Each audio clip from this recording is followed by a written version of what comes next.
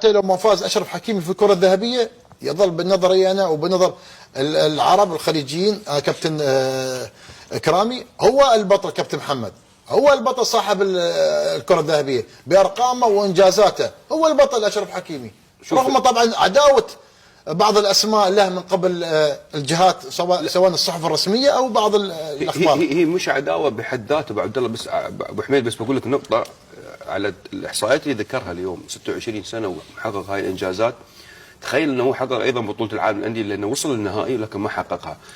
في عنصرية موجودة في البلندور، أقول لك بكل صراحة، معروف ما يبغون يعطون لاعب عربي هذه الجائزة. ليش؟ لأن في ارتباط عنصري ومسيس بشكل كبير. هي جائزة البلندور اللي هي أفضل لاعب في العالم. لكن أنا أقول لأشرف حكيمي، يعني أنا أقول له أنت وصلت لمرحلة نحن نشوفك فيها ما تقل عن كريستيانو رونالدو بالنسبة لنا، ما تقل عن ميسي بالنسبة لنا. نتمنى استمرارك وأنك تخدم وطنك والمغرب في الاستحقاقات القادمة، بالإضافة إلى استمرارك على هذا المستوى. وأوصي على والدته. ارتباطه اللاعب هذا مرتبط بشكل كبير مع والدته ومع أسرته، لذلك نحن شفنا هذا التوفيق اللي إياه من رب العالمين إن شاء الله، ومن دعاء الوالدين. وإن شاء الله إذا فاز بنحتفل، وإذا ما فاز، لأن هذه الجائزة جائزة مسيسة وعنصرية لرؤساء الصحف الرياضية اللي في الغرب، ما يختارون اللاعب العربي دائما ويختارون اللعيبه اللي لهم اجندات معاهم. بالضبط.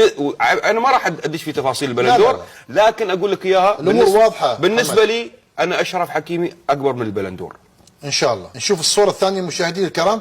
للمره الثالثه تم ترشيح طبعا الحارس الاسطوري بونو، ويجي واحد يقول لك لا بونو مش افضل حارس عربي او افريقي. لا والله، هاي ثالث مره يدخل من منافسات الترشيح من ضمن أفضل حراس العالم. بونو قيمة فنية كبيرة، انطلق مع الوداد، أتى من كندا، وفي رادس أمام فريق الترجي غادر فريق الوداد إلى أوروبا، وانطلقت طبعا من أوروبا إلى فريق الهلال السعودي، تألق في كأس العالم.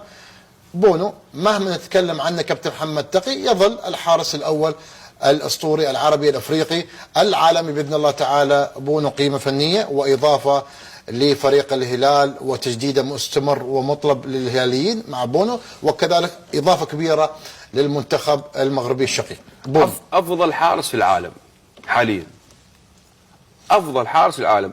واسال جمهور الهلال عن هذا الحارس اللي ما كمل سنتين عندهم. شوف الحب اليوم اللي يرتبط بين جمهور الهلال وبونو كأنه لاعب سعودي. تخيل انت تعرف التصديه الخرافيه اللي صدها تعمل لها تمثال في الفيفا من ضمن التصديات الخرافيه. انا اقول لك بونو اليوم في نادي الهلال وارتباطه مع الجمهور ما يقل عن الشلهوب وياسر القحطاني. متفق. هذا جمهور الهلال بيقول لك هالكلام. بونو حارس عظيم، اتمنى استمراره.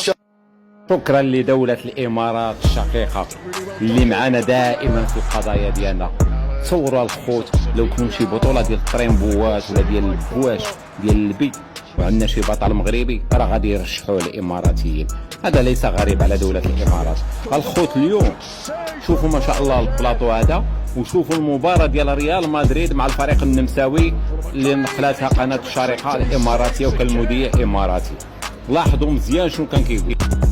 في الدقيقة 81 دار تشابي الونسو تغيير، دخل يعني تياغو بينار المغربي المذيع يعني الاماراتي فوق ما كان يمسك الكره وبمجرد الدخول ديالو كيقول المغربي، رغم ان اللاعب مازال ما اختارش اللاعب للمنتخب الوطني المغربي، لكن ما شاء الله عنده إلمام بان الاب ديالو مغربي من مدينه الحسيمه والام ديالو اسبانيه.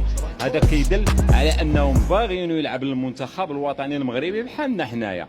اذا متعايشين معنا بجميع القضايا، فشكرا للاماراتيين خوتنا، وراه عارفينكم بان القلب على القلب. وطبعا باقي الدول المغربيه العربيه كلها اللي رشحت يعني اشرف حكيمي بما فيها الفلسطينيين اللي دخلت الموقع ديالهم ولقيتهم ما شاء الله حتى في التعاليق وكذا كلشي كيصوت لاشرف حكيمي.